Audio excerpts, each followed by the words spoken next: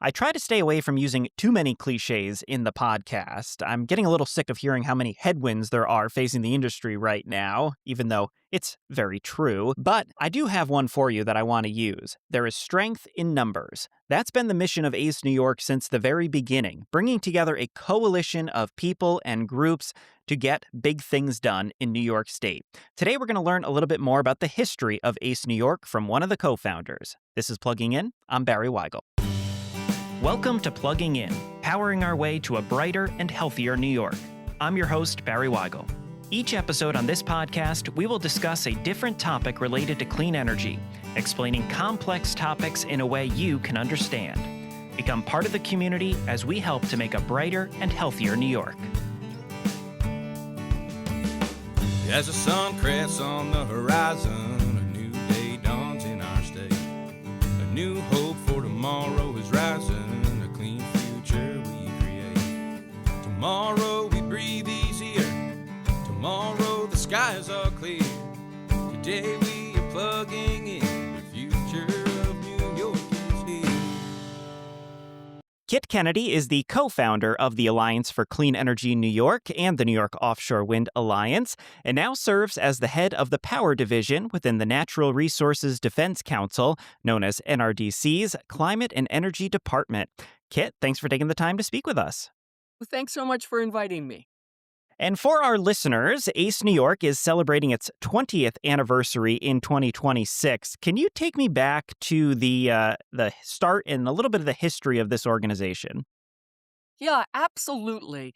So back around 2000, a group of loosely organized environmental groups, clean energy developers, labor representatives, and community groups came together to advocate for New York's first renewable portfolio standard. And that standard was adopted by the Public Service Commission in 2004 through a proceeding that was conducted by then ALJ Eleanor Stein. And we realized then that there's strength in unity, and that coming together from different sectors, different interests, and focusing on our common goals would allow us to achieve more than working separately.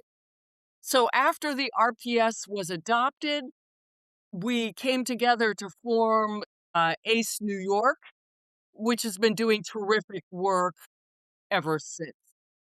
And I'll just mention that ACE New York has had a series of dynamic leaders, all of whom happen to be women, which was more unusual at the time. So Carol Murphy was our ACE's first executive director, followed by Valerie Strauss, followed by Ann Reynolds, of course, and today Marguerite Wells. So that leadership has been passed on and has strengthened over the years, and Deb Kelleher also played a big role. Yeah, absolutely. The longevity of the employees, I think, is something that has made this organization special and a little unique in the length of service that some of the employees have given. And so now that you're on the outside of ACE New York, how do you view the work that we've done, especially in the last couple of years as the organization has really grown? Well, I'm so proud of ACE New York. The organization has grown both in terms of members, staff, and the types of clean energy technologies that are covered. So energy efficiency, transmission, electric vehicles, all added on after the original focus on solar and wind. The launch of NIOA in 2016 was really important. Embrace offshore wind and really go big on that. And ACE New York has really become a regional and national leader as well as a New York State leader. Excellent. So you spent a lot of time of your career working on state policy here in New York, and now you focus on federal issues. How was that switch? Well, NRDC in the power sector has both a federal, a regional, a state, and a local focus. So we work on power sector decarbonization and affordability at all levels. There's a strong focus, of course, on the federal level. Today, it's defense against the assault by the Trump administration on clean energy, but also thinking about the policies that we'll need moving forward. At the state level, we work not only in New York, but in more than a dozen states across the US in the Southeast, Midwest, and West, as well as in the Northeast. It's an interesting time in clean energy, not only because of the Trump administration and the things you mentioned, but the affordability messaging. And for a long time, advocates were out there saying, we need clean energy because of the environmental benefits, because of climate change. And now a lot of us are out there saying we need this because it'll save money. And we know it's both. It'll do both. But how do you balance that messaging, especially at an organization like yours? Well, I think clean energy is the all-purpose tool. It helps to reduce electricity prices. It helps to create quality jobs, and labor is a super important partner. It helps to protect communities from the impacts of fossil fuels. It helps to clean the air and water and to fight climate progress. So I think we need to carry those messages at the same time because they all go together. And also recognize the three challenges that we're facing are affordability, the steep rise in electricity demand due to data centers, but also vehicle and building electrification, and the need to build clean energy faster and at a greater scale than ever, while also protecting nature and communities. Do you still take a look at New York policy? Do you cover that as part of your portfolio? Well, I'm remaining very interested in New York State policy because where New York goes, other states will follow. So it's really important to maintain our clean energy leadership here. My colleagues Donna DiCostanzo, Chris Casey, and Sam Wilt are engaged all the time on New York State policy. And of course, as Sam is ACE New York's treasurer today, carrying forward that NRDC involvement. How do you think we're doing in New York, especially as you look to compare us to other states? I think, it is, it's a challenging time, both at the state level, as well as at the federal level. New York is carrying the momentum forward, but also struggling with challenges around affordability, challenging politics, and all of that. So I think it behooves all of us to really be clear about the role of clean energy, the importance of clean energy for New York. Again, not only to meet CLCPA goals, but to create jobs and to ensure affordability.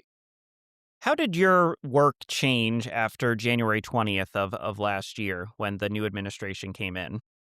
It's amazing to think it's only been a year, right, since the beginning of the Trump 2 administration. And I think for all of us, there's been an unprecedented set of challenges, of assaults on clean energy and on affordability and clean energy jobs. It's unprecedented, as we all recognize. And it also means our work is more important than ever. And it's been great to see ACE New York rise to the challenge. What has 2025, what did it look like for you? What types of things were you involved in?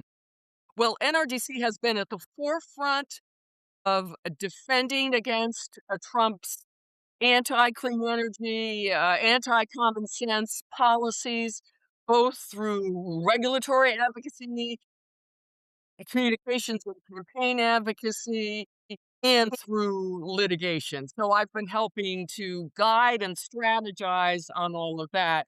And our work at the state level has become more important than ever as we seek to move forward and keep the momentum going at the state level.